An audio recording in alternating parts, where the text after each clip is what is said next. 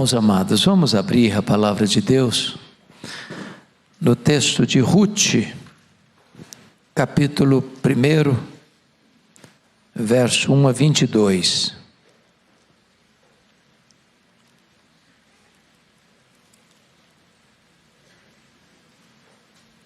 Ruth, capítulo 1. Ruth fica logo depois de Juízes.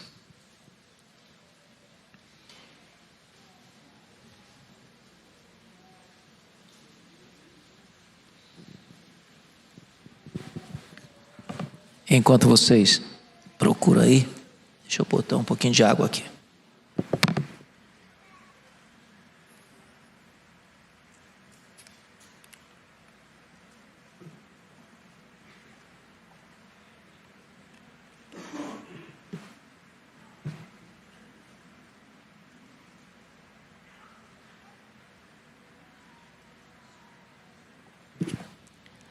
Ruth capítulo 1, versículo 1 diz assim: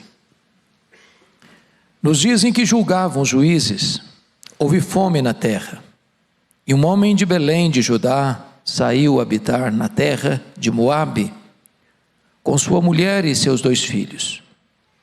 Este homem se chamava Elimeleque e sua mulher Noemi. Os filhos se chamavam Malom e Quilion, efrateus, de Belém de Judá. Vieram à terra de Moabe e ficaram ali. Morreu Elimeleque, marido de Noemi, e ficou ela com seus 2 filhos, os quais se casaram com mulheres moabitas. Era o nome de uma órfã e o nome da outra Ruth, e ficaram ali quase 10 anos. Morreram também ambos, Malom e Quilion, ficando assim a mulher desamparada de seus 2 filhos e de seu marido. Então se dispôs ela com as suas noras e voltou da terra de Moabe, porquanto nesta ouviu que o Senhor se lembrara do seu povo, dando-lhe pão. Saiu, pois, ela com as suas 2 noras do lugar onde estivera, e indo elas caminhando de volta para a terra de Judá, disse-lhes Noemi: Ide, voltai cada uma à casa de sua mãe, e o Senhor seja, ou o Senhor use convosco de benevolência, como vós usastes com os que morreram e comigo. O Senhor vos dê que sejais felizes, cada uma em casa de seu marido, e beijou-as. Elas, porém, choraram em alta voz, e lhe disseram: Não, iremos contigo ao teu povo. Porém Noemi disse: Voltai, minhas filhas, por que iris comigo? Tenho eu ainda no ventre filhos para que vos sejam por maridos? Tornai, filhas minhas, ide-vos embora, porque sou velha demais para ter marido.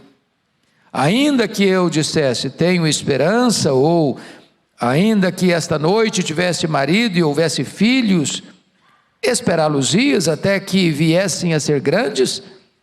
Abster-vos-eis de tomardes marido? Não, filhas minhas, porque por vossa causa a mim me amarga o ter o Senhor descarregado contra mim a sua mão. Então de novo choraram em alta voz. Órfã, com um beijo, se despediu de sua sogra, porém Ruth se apegou a ela. Disse Noemi: Eis que tua cunhada voltou ao seu povo e aos seus deuses. Também tu volta após a tua cunhada. Disse, porém, Ruth: Não me instes para que te deixe e me obrigue a não seguir-te, porque aonde quer que fores, irei eu, e onde quer que pousares, ali pousarei eu. O teu povo é o meu povo, e o teu Deus é o meu Deus. Onde quer que morreres, morrerei eu, e aí serei sepultada. Faça-me o Senhor o que bem lhe aprouver, se outra coisa que não seja morte me separar de ti. Vendo, pois, Noemi que de todo estava resolvida a ir com ela, deixou de insistir com ela. Então ambas se foram até que chegaram a Belém. Sucedeu que, ao chegarem ali, toda a cidade se comoveu por causa delas, e as mulheres diziam: Não é esta Noemi? Porém ela lhes dizia: Não me chameis Noemi, chamai-me Mara, porque grande amargura me tem dado o Todo-Poderoso. Ditosa eu parti, porém, o Senhor me fez voltar pobre. Por que, pois, me chamareis Noemi, visto que o Senhor se manifestou contra mim, e o Todo-Poderoso me tem afligido? Assim, voltou Noemi da terra de Moabe, com Ruth, sua nora, a moabita, e chegaram a Belém, no princípio da cega da cevada. O tema que eu quero tratar com vocês é o seguinte: calma. A história não chegou ao fim. Calma, a história ainda não chegou ao fim. Meus amados, este texto retrata o drama, a saga de uma família. Essa família era composta de Elimeleque, Noemi, Malom e Quilion. Eles moravam em Belém da Judéia, a mesma cidade que nasceu Davi e o nosso glorioso Redentor. Diz o texto que esse era o período dos juízes, e o período dos juízes foi o período mais sombrio da história de Israel. Aquela geração que saiu do Egito, morreu no deserto. A geração que nasceu no deserto entrou na terra prometida. A geração que nasceu na terra prometida, diz a Bíblia, não conhecia a Deus mais. E Israel viveu, portanto, nesse tempo, cerca de 330 anos, num zigue-zague espiritual, numa gangorra espiritual. Deus abençoava o povo se esquecia de Deus e ia atrás de outros deuses. Deus disciplinava o seu povo enviando um povo opressor que saqueava, que espoliava. O povo então chorava, se arrependia, pedia perdão para Deus. Deus levantava um juiz libertador.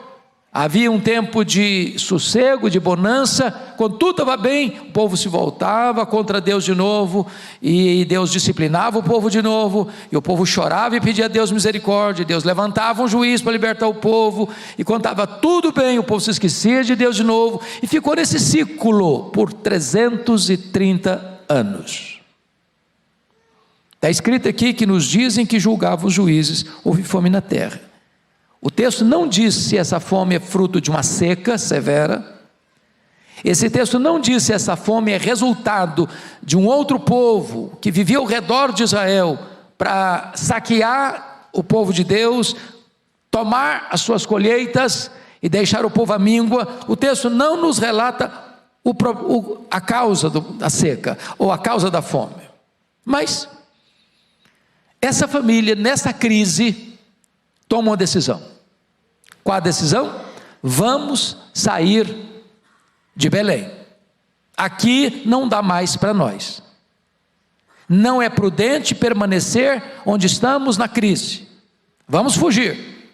Vamos emigrar. Vamos para outro lugar. E então diz o texto que eles saem de Belém e vão para Moabe. Moabe ficava e fica, a região que era Moabe no passado, em torno de 80 quilômetros. É uma viagem muito curta. Quando você está, por exemplo, nas planícies, nas montanhas de Moabe, ali na região hoje que nós chamamos de Jordânia, de Amã e do Monte Nebo, de lá você consegue avistar as luzes de Jerusalém, que fica do lado de Belém. Eu, quando li esse texto, pastor Ival, muitas vezes eu imaginava que era uma viagem muito longa, 80 quilômetros, mas diz o texto bíblico que eles fugiram então de Belém, a casa do pão, a palavra Belém significa casa do pão, à procura de pão. E o que encontraram em Moabe? Bom, Moabe, vocês sabem que era filho de Ló, e portanto de certa forma um pouco aparentado com o povo de Deus, mas os moabitas tinham outros deuses. Os moabitas foram hostis ao povo de Deus. Os moabitas sempre foram um grande problema para Israel.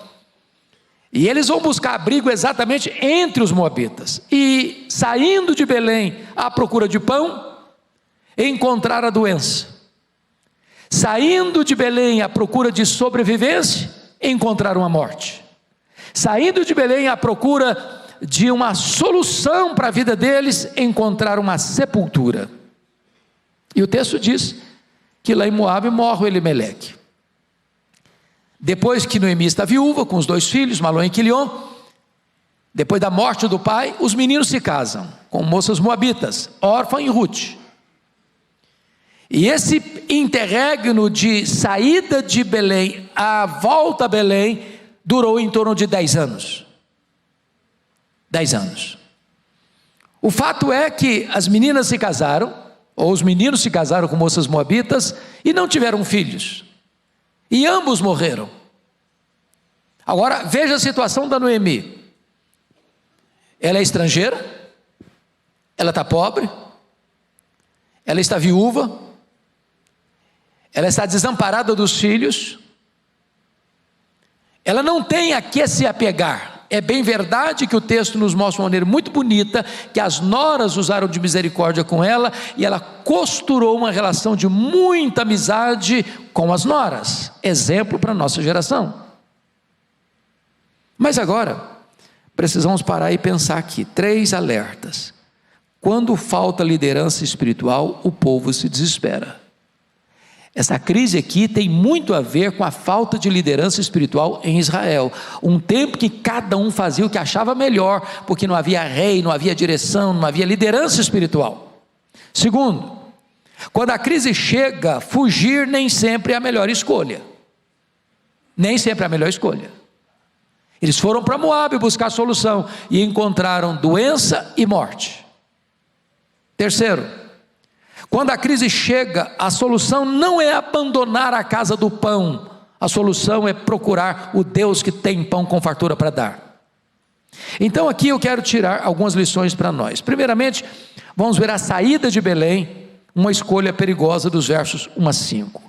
A primeira coisa que nós encontramos nesse texto é que essa família foi atingida pelo drama da fome, da pobreza. Verso 1: nos dias que julgava os juízes, houve fome na terra, e um homem de Belém de Judá saiu habitar na terra de Moabe, com sua mulher e seus 2 filhos. De fato, não é fácil uma família lidar com a escassez, com a pobreza, com a fome. E essa família está lidando com isso. Possivelmente eles eram proprietários de terra, mas muito provavelmente ou veio uma seca severa, ou veio um inimigo que saqueou, que espoliou tudo que eles tinham. Em segundo lugar, essa família está enfrentando o drama da imigração forçada. Este homem, versículo 2, se chamava Elimeleque, sua mulher Noemi, seus filhos chamavam Malom e Quilion, efrateus de Belém de Judá, vieram à terra de Moabe e ali ficaram. Ou seja, não era uma terra acolhedora, no sentido de que tinham outros valores, outros deuses, outros costumes, outras práticas, e eles mesmo tendo Deus como Senhor da sua vida, eles se inserem numa cultura de outros deuses, sofrendo vários riscos com isso. Terceiro, uma família atingida pelo drama das perdas sucessivas. Diz o texto que morreu Elimeleque, depois casaram-se os filhos Malom e Quilion, e agora vem a morte de Malom, agora vem a morte de Quilion, e Noemi está sofrendo perdas, em cascata, em pencas, no sentido plural da palavra. Mas, amados irmãos, vamos entender algumas coisas importantes. O enfrentamento das crises é melhor do que a fuga delas, muitas vezes. A crise que você não deve fugir dela, você deve enfrentá-la, superá-la, vencê-la. Eu gosto muito quando o pastor Orivaldo de vez em quando alerta a igreja no que tange, a pessoa vê a situação do Brasil e diz, não tem jeito, não tem esperança, não tem saída, não tem solução, eu vou embora daqui. Tudo bem, há casos e casos. Mas às vezes a pessoa só quer fugir porque ela não tem perspectiva na crise, não tem esperança na crise. Ela não tem confiança de que Deus pode reverter o quadro, ou que Deus possa fazer algo novo, ou que Deus possa trazer uma resposta que ela não consegue ver no momento. Segundo alerta: os planos humanos fora da vontade de Deus são planos, via de regra, frustrados. Não consta nesse texto que essa família orou a Deus, pediu direção a Deus para tomar essa decisão. Simplesmente a crise está aí, a carranca da crise está aí, e eles estão querendo fugir dessa crise de qualquer maneira, não importa para onde, a que preço. Terceiro, as decisões precipitadas nos prendem por mais tempo que gostaríamos. Eu fico impressionado com isso. Eu acho que quando eles saíram, eles pensaram, vão sair, a crise acaba, a fome acaba, vai chover, ou o inimigo vai ser vencido, Deus vai levantar um juiz, e a gente volta rapidinho. Sabe quanto tempo demorou isso? 10 anos. Isso me lembra da história da Rebeca. Lembra que a Rebeca disse para o Jacó, quando ele estava fugindo de casa: meu filho, você vai lá para a casa do meu irmão, e daqui a pouquinho eu mando chamar você. É só para sair essa crise aqui. Daqui a pouquinho a coisa calma e você volta de novo. Eu, aliás, vou mandar buscar você. Eu estou no controle. Sabe quanto tempo o Jacó ficou fora de casa? 20 anos. Sabe o que aconteceu quando ele voltou? A mãe dele já tinha morrido. Então preste atenção nisso. As decisões precipitadas podem prender você mais tempo que você gostaria de ficar. Cuidado para você não tomar decisões precipitadas na hora de uma crise. A crise pode ser um tempo de oportunidade na sua vida. A segunda lição que eu quero chamar a atenção dos irmãos desse texto é a volta para Belém num misto de dor e esperança, versos 16 a 18. E a primeira coisa que me traz à memória aqui é uma lembrança muito esperançosa no verso 6. Você pode ler o versículo 6 comigo? Vamos juntos? Então se dispôs ela com as suas noras e voltou da terra de Moabe, porquanto nesta ouviu que o Senhor se lembrara do seu povo, dando-lhe pão. É maravilhoso entender essa perspectiva da soberania de Deus na mentalidade de Noemi. Ela não disse: olha, a economia melhorou, mudou o ministro da economia, agora os rumos econômicos de Israel é outro, agora o mercado de trabalho está melhor. Não, ela entendeu que Deus se lembrou do seu povo, ou trazendo chuva, ou levantando um juiz para derrotar o opressor. De qualquer forma, o que traz esperança para ela é que Deus tinha sido favorável ao seu povo novamente. Fato que é recorrente no livro de Juízes. Segundo, uma despedida muito dolorosa, porque quando ela sai com as duas noras. E aqui eu queria trazer uma palavra para mim encantadora, num país que faz da relação de sogra e nora, ou sogra e genro, motivo de muitas piadas. Pastor Arival, há alguns anos eu fiquei em Guarapari, de férias, e de frente ao apartamento que eu estava, estacionou uma van, uma combizinha pequenininha, e ela vendia CDs. O tempo todo era piada de sogra. Ainda bem que eu não sou bom para guardar piada, eu sou muito ruim de memória para isso. Mas tinham muitas, e isso está no anedotário brasileiro. Até parece que se a sogra se der bem com a nora, e se a nora se der bem com a sogra, se o genro se der bem com a sogra e vice-versa, é uma coisa até estranha, tem que ter problema.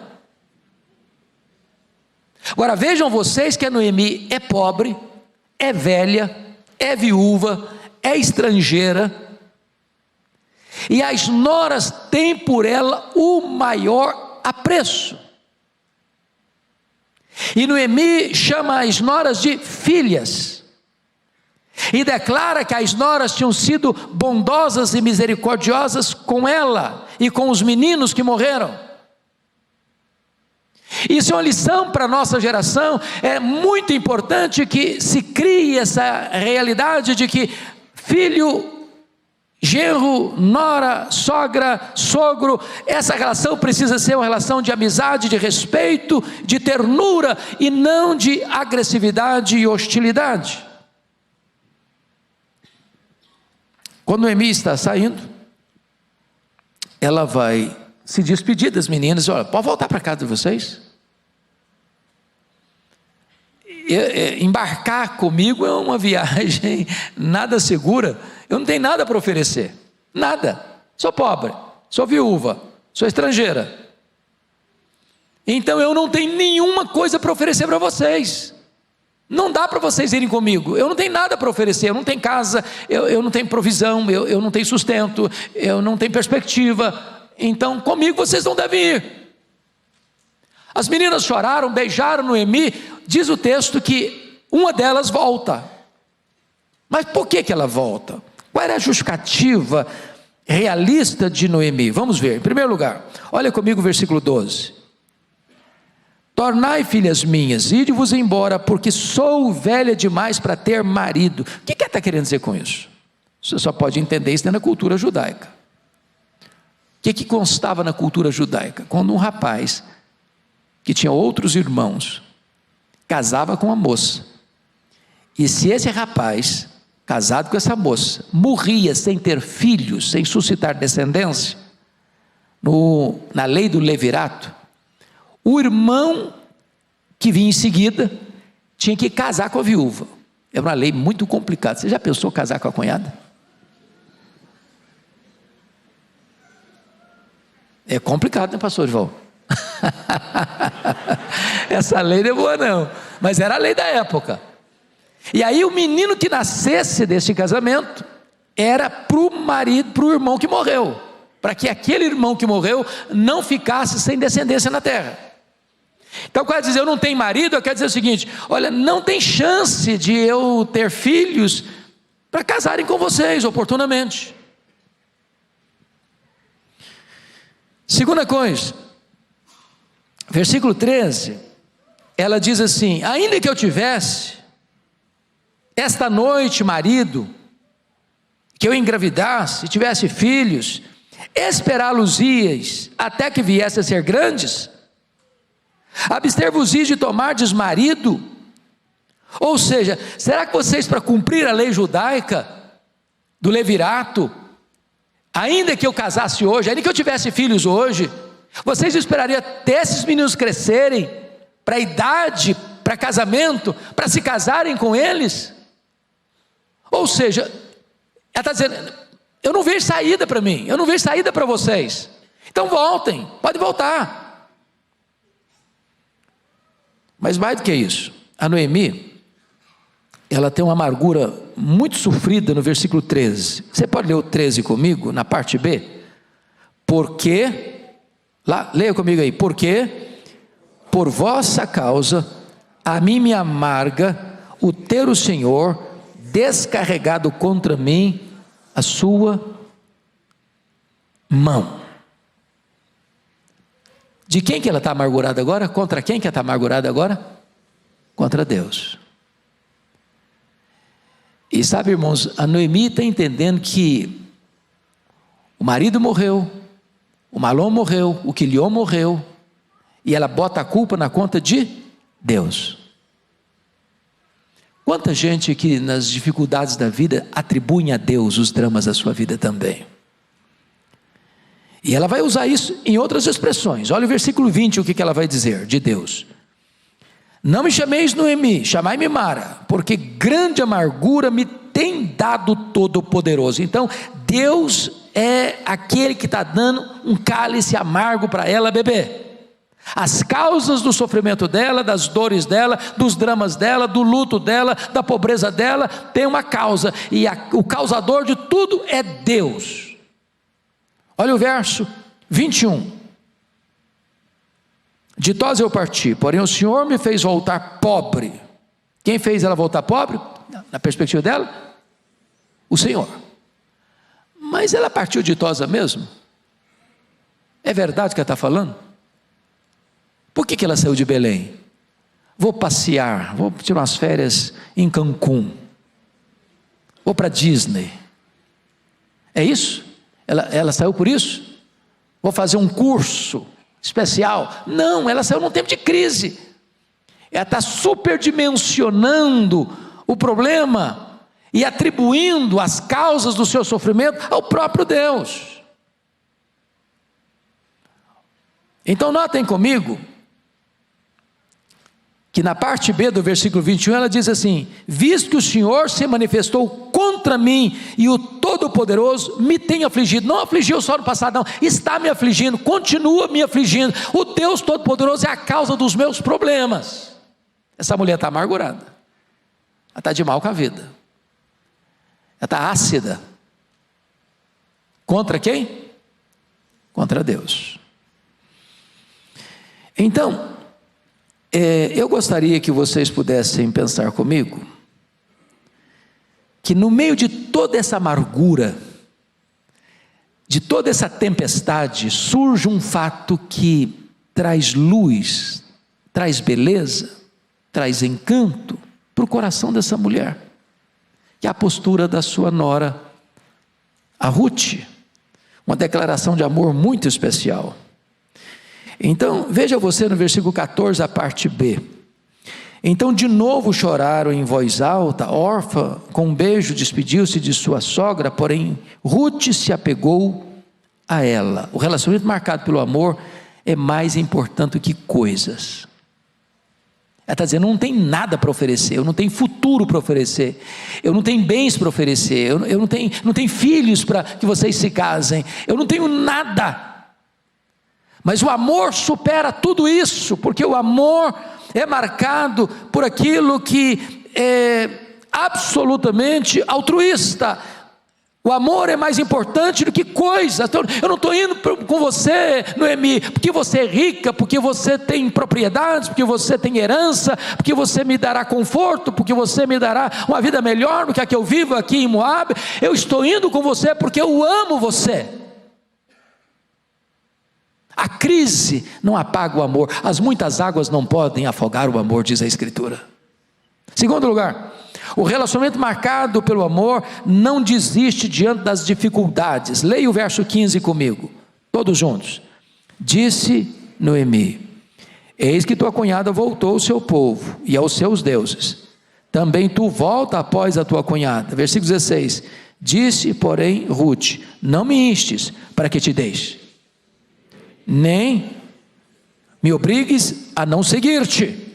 Meus amados irmãos, esse ponto é tão importante. Quantas pessoas desistindo na hora da dificuldade? Quantas pessoas jogando a toalha na hora da dificuldade? Quantos relacionamentos acabando porque tem dificuldade? Ruth está nos dando um exemplo aqui, que o relacionamento marcado pelo amor não desiste diante das dificuldades. Terceiro, o relacionamento marcado pelo amor está disposto a fazer novas caminhadas. Irmãos, nós vivemos num mundo muito curioso. Eu estava lendo há pouco tempo de um filósofo no século 17, e uma pessoa muito reconhecida no seu tempo. Sabe qual foi a distância mais longa que ele viajou na vida? 60 quilômetros. Hoje nós vivemos num mundo que você sai de São Paulo, almoça lá em Miami e volta para dormir em casa. Hoje nós vivemos num mundo que você pega um avião em São Paulo, faz uma conexão nos Estados Unidos ou na Ásia e chega no Japão em 24 horas de voo. Hoje nós vivemos num mundo em que você roda para todo lado, de mobilidade. Mas para Ruth sair de Moab e chegar em Belém era a viagem da vida, sem retorno. É como Deus diz para Abraão: você vai para uma terra que eu te mostrarei, você não sabe onde é não, mas você vai, e eu vou te abençoar lá.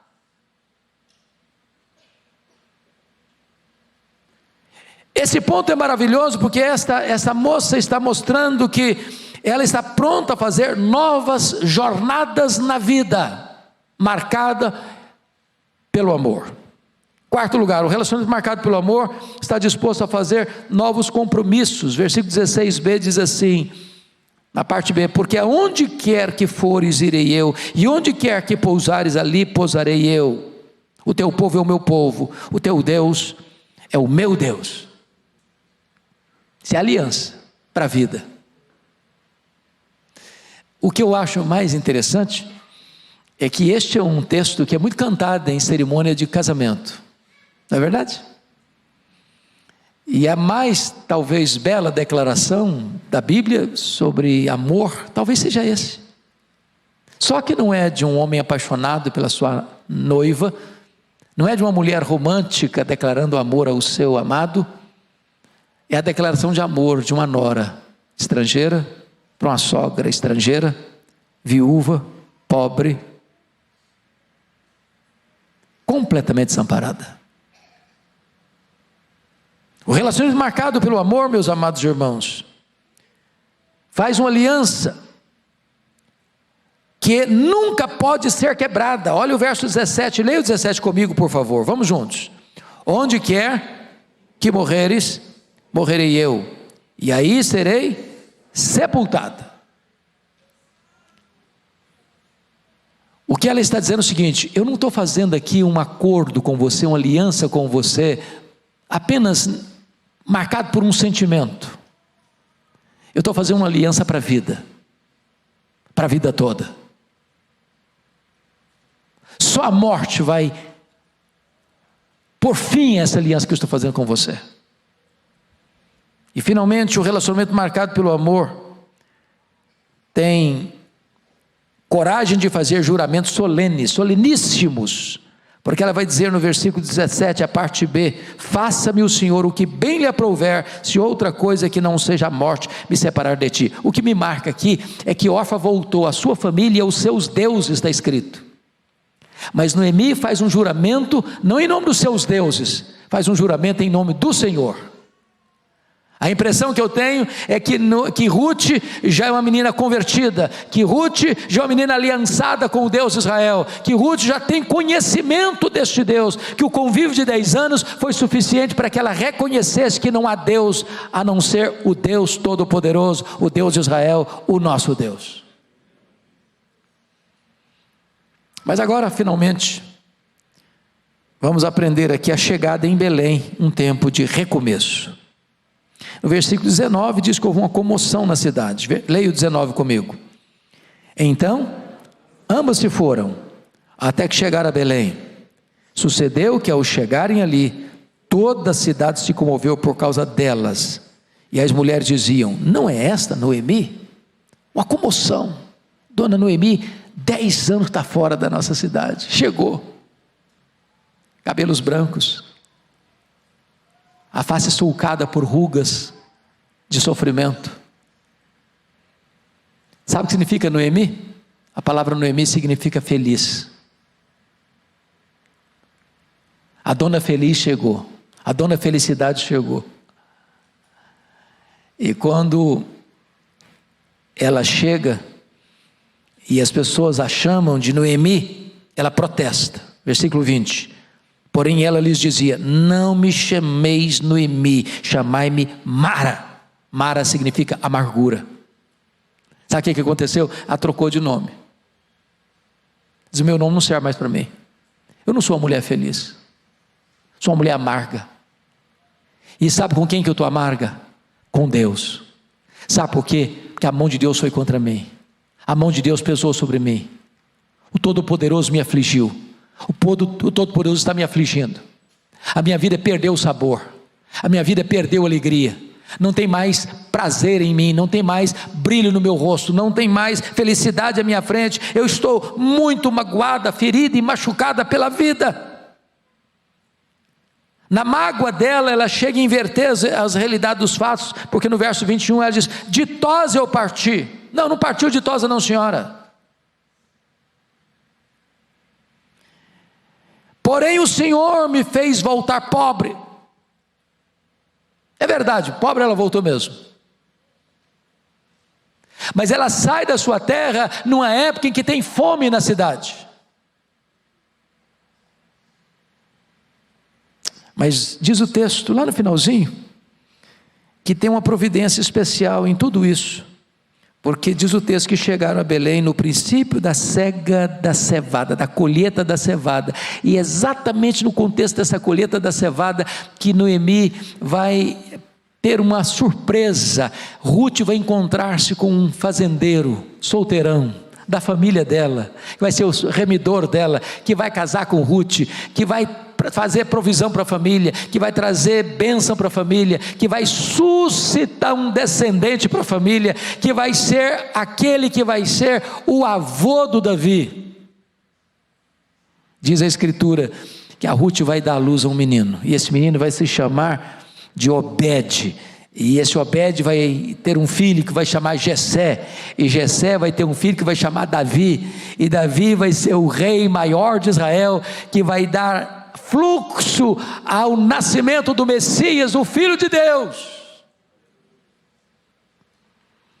Então, eu quero fazer, para concluir, algumas aplicações aqui para nós nessa noite. Primeira aplicação: pare de reclamar das adversidades da vida e olhe para as coisas boas que estão acontecendo.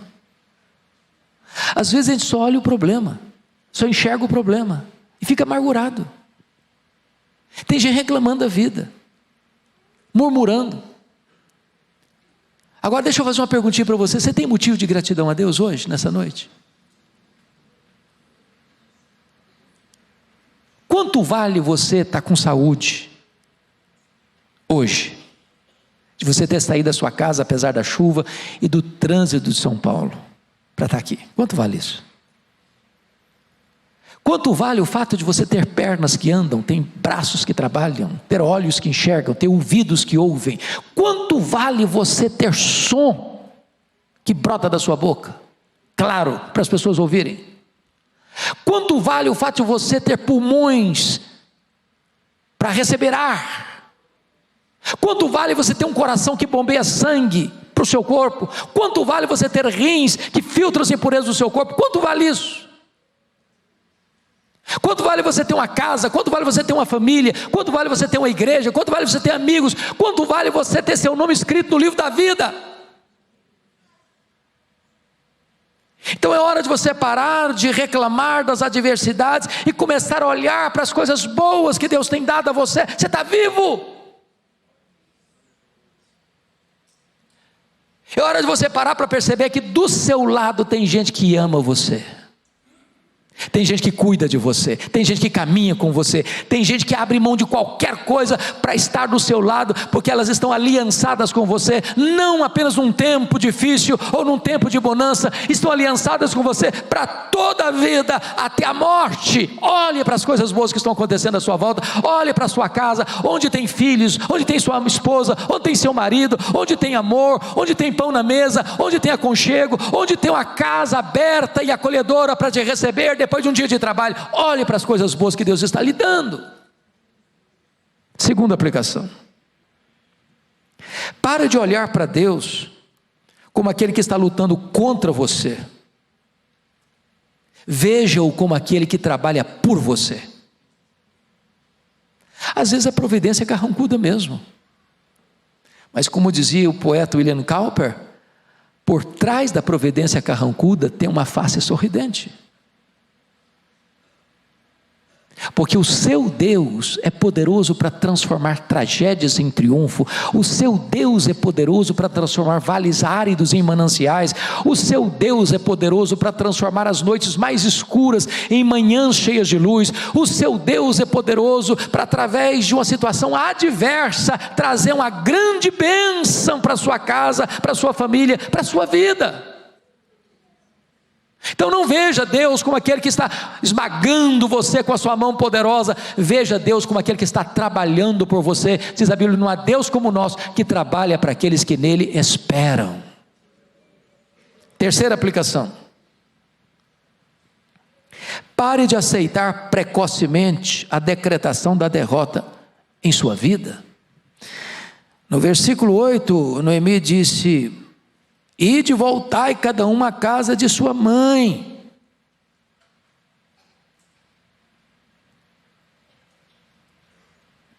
Sabe o que ela está dizendo? Volta para o passado. Sabe por quê? Porque eu não tenho esperança, eu não tenho futuro, eu estou decretando o fracasso da minha própria vida.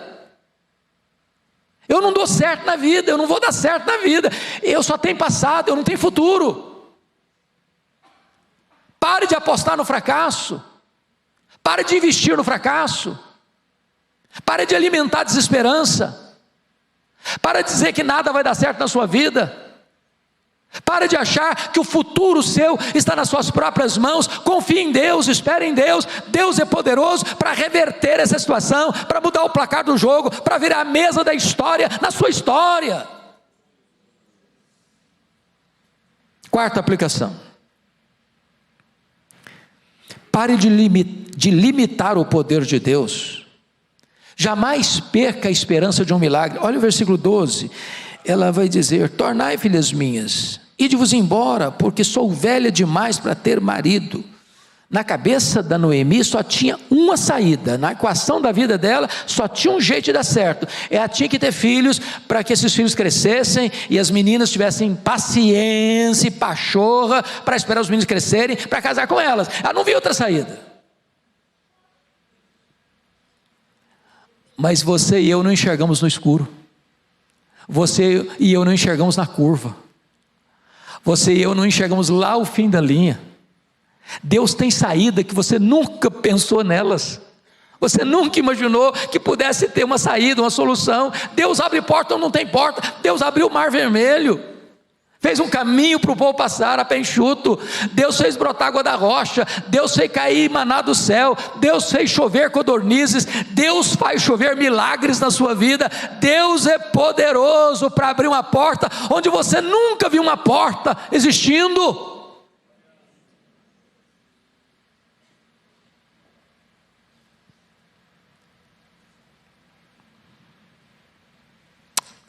Quinta aplicação: pare de pensar que pelo fato de você estar passando por uma prova, o seu destino é sofrer. Olha o verso 20.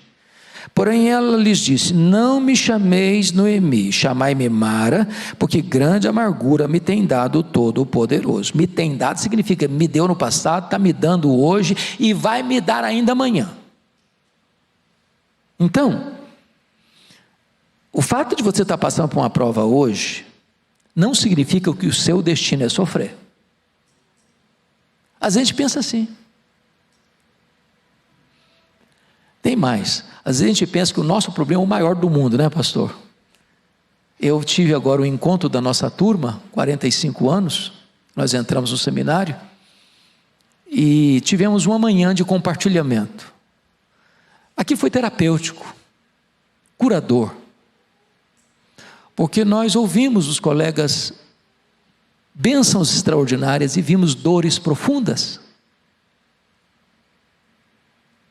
enfermidades graves, luto dramático.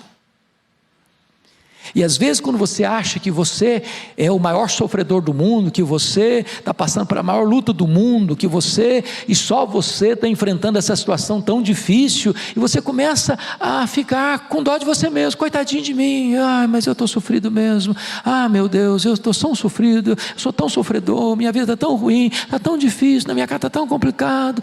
E de repente você começa a perceber que tem gente vivendo problemas muito maiores, e está com um baita sorriso no rosto, está com o coração cheio de esperança, cheio de expectativa. O fato de você estar passando uma luta hoje, ou está passando uma luta contínua de 10 anos ou mais do que isso, não significa que o seu destino é sofrer. Deus é poderoso para mudar o rumo da história. Deus é poderoso para reverter esse diagnóstico. Deus é poderoso para trazer um fato novo, que vai trazer alegria para a sua alma, contentamento para o seu coração e testemunho para a história. Último lugar,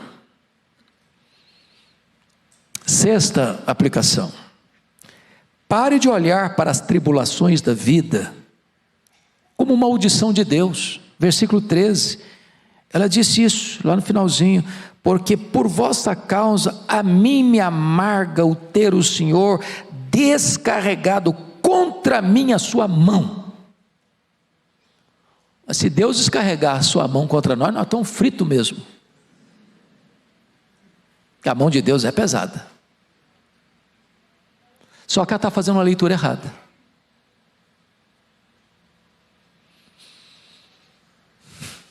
Eu sei que a gente passa por tribulação. Vocês não são diferentes.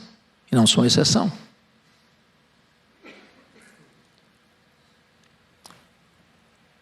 Ontem nós ouvimos um belíssimo sermão do pastor Rafael Bidala, no nosso encontro. E ele estava falando da família de Arão e Joquebede. Eu acho que poucas famílias na terra tiveram o privilégio de ter filhos tão ilustres. Moisés, Arão, Miriam, um profeta, um sumo sacerdote e uma profetisa, o libertador, intercessor, legislador, o homem também que se apresentava diante de Deus, a Miriam, uma profetisa. Mas diz o texto bíblico lá que nessa família tão abençoada, um dia, o Arão e a Miriam falaram não a Moisés, não de Moisés, mas falaram contra Moisés. Tem hora que a crise chega na casa de gente de Deus, sabia? De gente de Deus.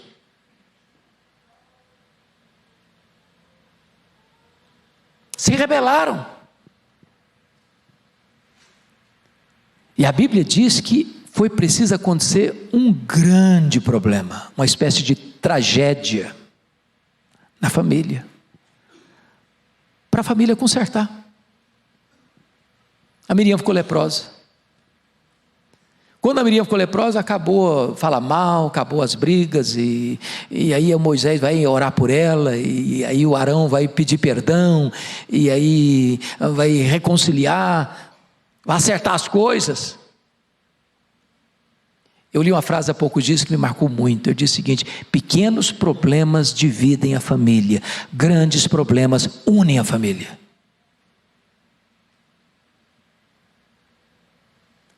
Não dá para ficar brigado um com o outro quando você está num problema de vida ou morte. Acaba as picuinhas, as querelas, os ciúmes bobos. Então, nesse momento, eu fico olhando para a situação da tribulação de Noemi, e ela está atribuindo isso como uma maldição de Deus na vida dela, e não é isso que Deus está trabalhando com ela. Deus vai construir na história dessa mulher uma das mais fantásticas histórias da Bíblia.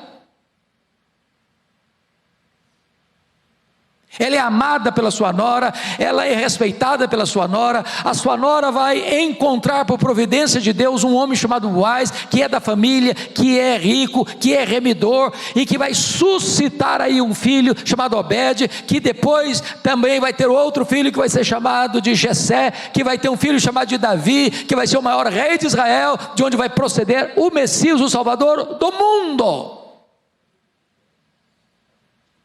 Então calma, o fim da história não chegou ainda não. Descansa seu coração, Deus está trabalhando. Ele é poderoso, infinitamente poderoso para fazer infinitamente mais do que tudo quanto pensamos ou pedimos, conforme o seu poder que opera em nós. Você e eu podemos dizer nesta noite assim: nós sabemos que todas as coisas cooperam para o bem daqueles que amam a Deus, daqueles que são chamados segundo o seu propósito. Acalma o seu coração, acalma o seu coração. Deus está trabalhando por você e não contra você. Vamos ficar em pé? Vamos orar.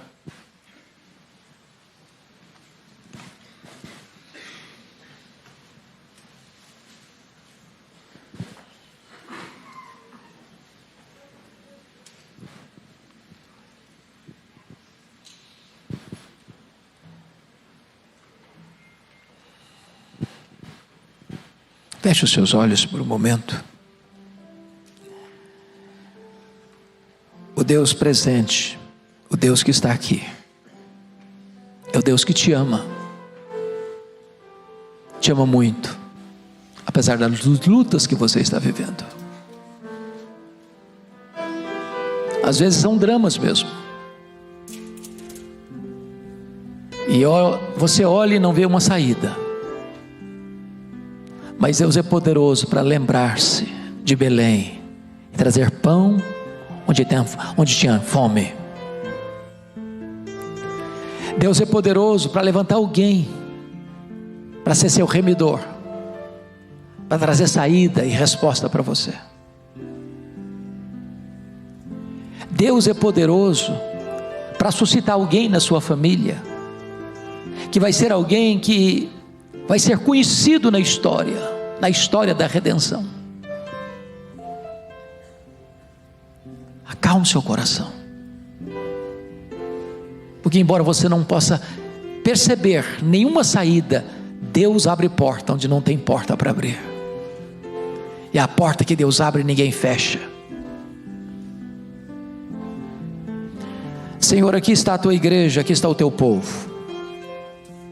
Nós te agradecemos, porque a tua palavra é consoladora, e nós te pedimos que nesta noite tu consoles a tua igreja, que tu nos dês aquela esperança bendita e aquela convicção de fé, de que apesar dos nossos erros e falhas, tu não abres mão da nossa vida, e apesar das nossas dores, tu estás sempre pronto a restaurar nossa alma, a trazer refrigério e bonança para o nosso coração, e a reverter as horas mais escuras da vida em manhãs radiosas de luz e esperança. Ah, Senhor, traz bálsamo do céu ao coração do teu povo nesta noite. É a nossa oração em nome de Jesus. Amém.